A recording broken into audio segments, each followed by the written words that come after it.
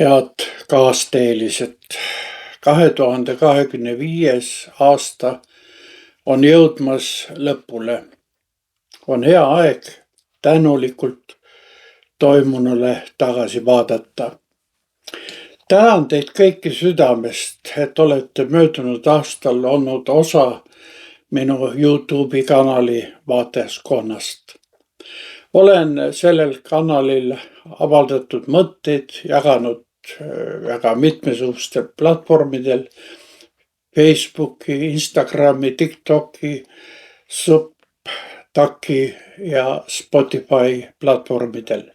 See on võimaldanud võimalikult paljudel inimestel koos minuga mõtiskleda väga erinevatel teemadel. Iga pühapäevast evangeeliumi tekstide üle, näiteks varakristliku koguduse kujunemise üle ja nüüd ka kohtumõistjate raamatu üle. Viimasel ajal olen püüdnud vaadelda ka John Bunyani palverännuri teekonna mõju Eesti usumaastikule. Kõige populaarsemaks videoks osutus siiski 1856 vaatamisega ühest koolitusest välja kasvanud sõnum, kuidas toime tulla vananemisega seotud muutustega, praktilised nõuanded.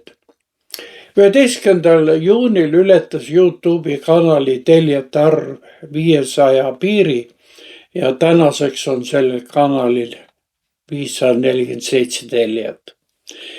Igal kuul on kanalil umbes 2000 vaatajat. Loodan, et need mõtisklused on andnud nii mulle kui paljudele vaatajatele, kuulajatele impulsse võimalikuks kasvuks ja elu tähenduse otsimiseks.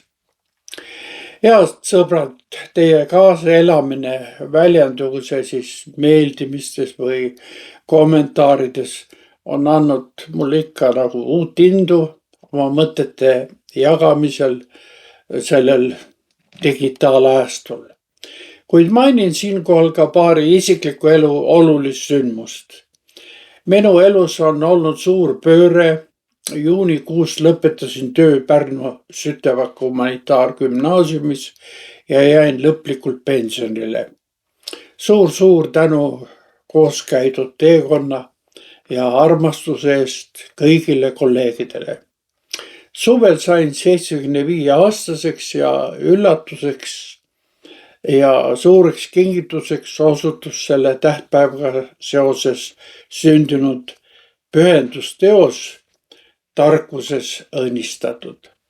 Selles sisalduv artiklite kogu markeerib sõpruskonna ja õpilaskonna, keda olen mina ja kes mind on mõjutanud. Suur tänu tähelepanu ja märkamise eest. Olulisi sündmusi on olnud teisigi, kuid kõike ei jõua siin loetleda. Tähtis on aga see, et võin 2025. aastat koos teiega lõpetada ja astuda uude aastasse. Maailm, milles elama on täis müra. Teie kõigi tähelepanu ja aeg minuga kaasa mõelda on olnud mulle ikkagi suureks toeks.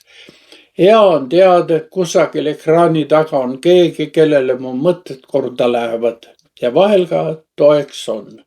Suur tänu ühise teekonna eest. Soovin teile rahulikku aasta lõppu, Jumala õnnistusi ja vaimujõudu ning värskust uueks aastaks.